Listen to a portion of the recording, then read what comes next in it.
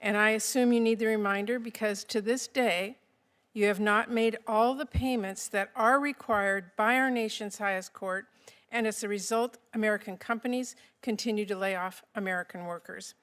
And by the way, you do continue to lose in court, including just yesterday over your move to illegally replace the U.S. Institute of Peace Leadership, and in recent cases over international broadcasting. Now, eventually, Mr. Secretary, you sent Congress notice of your intent to collapse the USAID into state. Only you didn't consult with this committee. That's required by law. It came without justification, also required by law, and it came long after USAID was reduced to rubble.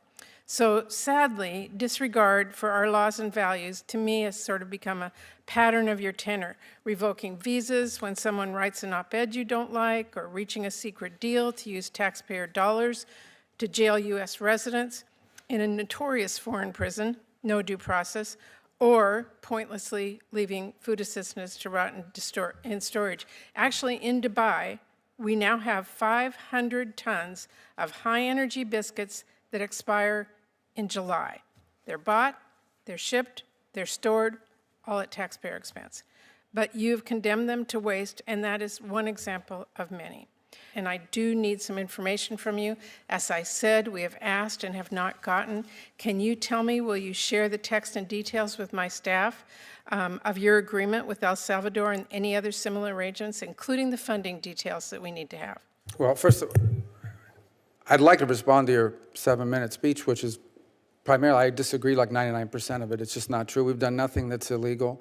A tense moment unfolded inside the Senate hearing room that immediately grabbed everyone's attention. Cameras were rolling, lawmakers were watching closely, and the atmosphere turned electric as accusations began flying across the chamber. Senator Patty Murray launched a fierce attack, accusing Secretary Marco Rubio of illegal actions and claiming his decisions had created chaos across international programs. The room expected a defensive response. Many thought Rubio would tread carefully or offer a quiet explanation.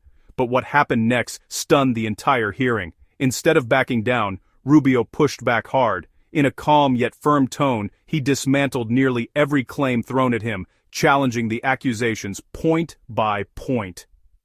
As Murray finished her long criticism, the chamber grew noticeably quiet, and then Rubio began his response. What followed left Democrats sitting in silence. Senator Murray. Thank you very much, Chair Graham. Senator Schatz, welcome to your new role. I look forward to working with both of you.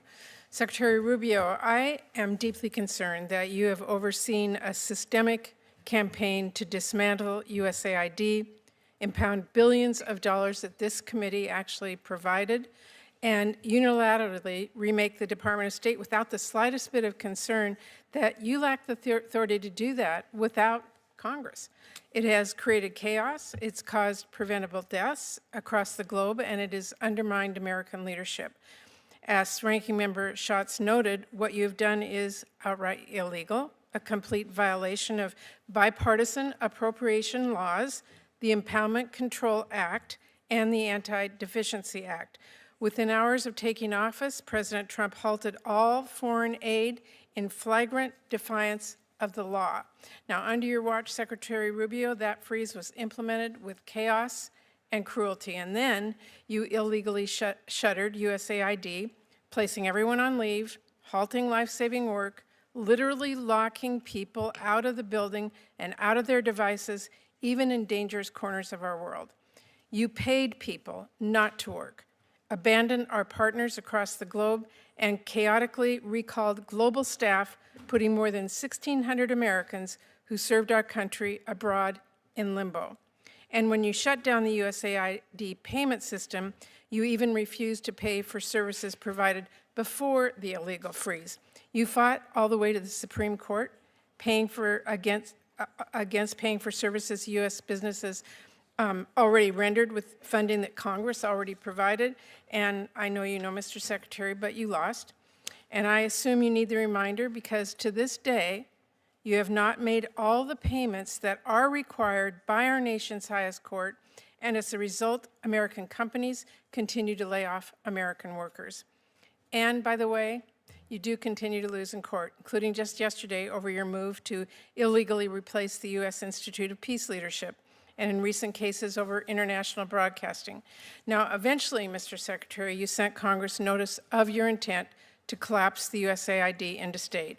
Only you didn't consult with this committee. That's required by law.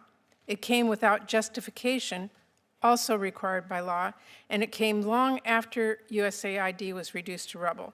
So sadly, disregard for our laws and values, to me, has sort of become a pattern of your tenor, revoking visas when someone writes an op-ed you don't like, or reaching a secret deal to use taxpayer dollars to jail U.S. residents in a notorious foreign prison, no due process, or pointlessly leaving food assistance to rot in storage.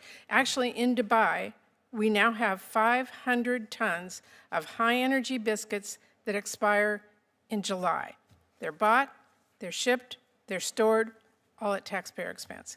But you've condemned them to waste, and that is one example of many. Now, another pattern that I'm deeply worried about is transparency. We have pressed you for information. Our staffs have sent you countless emails and briefing requests so we can do our job here. There are hundreds of unanswered requests and no effort to address them. And Mr. Secretary, that's got to change. Even your plan to reorganize the State Department came with no information on the 270 offices you are moving to eliminate, the proposed layoffs, or how USAID would be merged into state. I won't ask you whether impounding billions of dollars is legal. It is not. I won't ask you whether it's efficient to pay people not to work or fire them without determining staffing needs. But, and I won't ask you if cutting 91% of our counter-narcotic and law enforcement programs make us safer, abruptly abandoning agreements with allies makes us stronger, or ceding our global leadership to China makes us more prosperous. Of course not. We know that.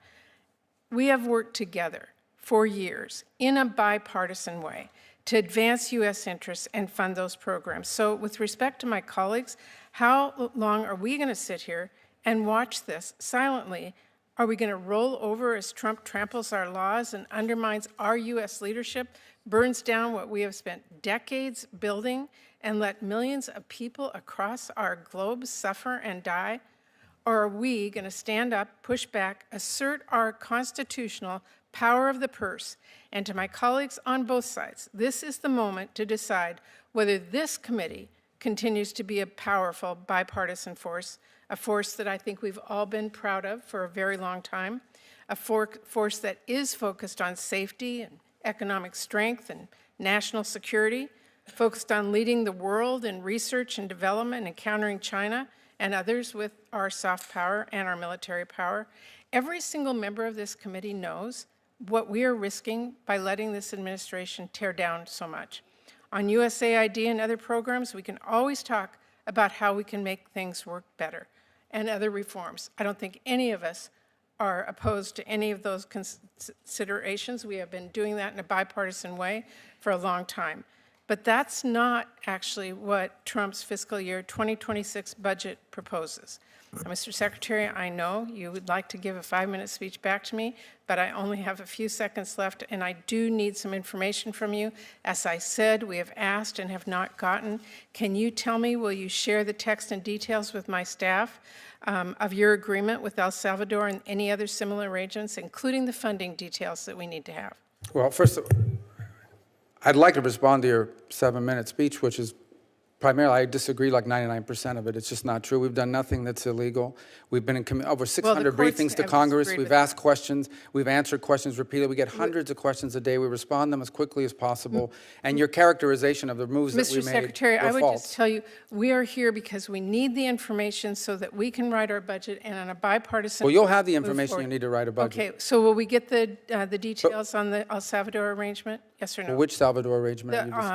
Your agreement that you've made with them about. Well, what agreement? The president of El Salvador agreed to take in 250 gangbangers, and we sent funding them. details we have not gotten. We need to see what the costs are. Well, we haven't funded that. We've provided them law enforcement assistance, I know you just claimed that we cut all this law enforcement assistance. We provided El Salvador and other countries law enforcement assistance. They have the right to spend that money any way they wish. But they did us a big favor. They took 250 dangerous trained out. We didn't deport any U.S. residents. No U.S. residents were I'm not going to reported. argue with you on that. Well, We it's have not an to- argument, but don't say we deported U.S. residents because we didn't. I don't deport anybody. I'm not asking. But we didn't deport U.S. I'm asking residents. you whether we can see the details of the arrangements, including the funding details. I'm giving you as the an details. appropriation. The arrangements are we provide law enforcement funding to El Salvador, among other countries. How they choose to spend that money internally is up to them.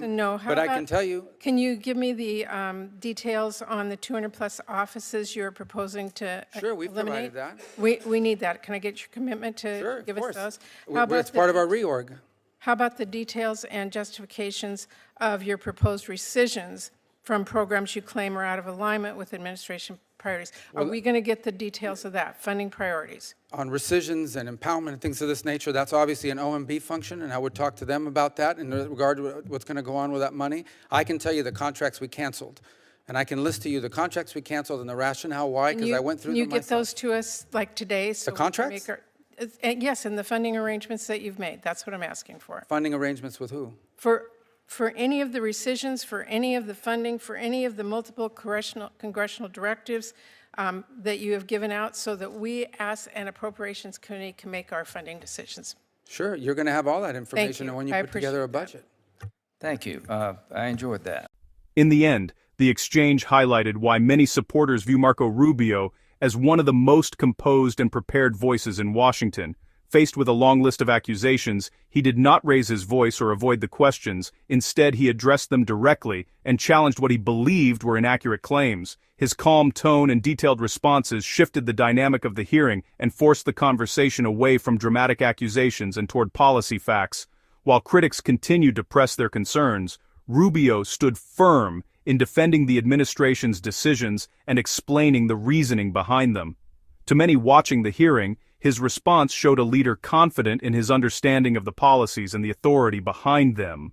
Rather than allowing the narrative to be defined by accusations alone, Rubio pushed back and made his case clearly before the committee. That moment reminded observers that Senate hearings are not only about criticism, they are also about accountability and the ability to defend one's record under pressure. And for supporters of Marco Rubio, this exchange served as another example of him standing his ground and refusing to back down when challenged.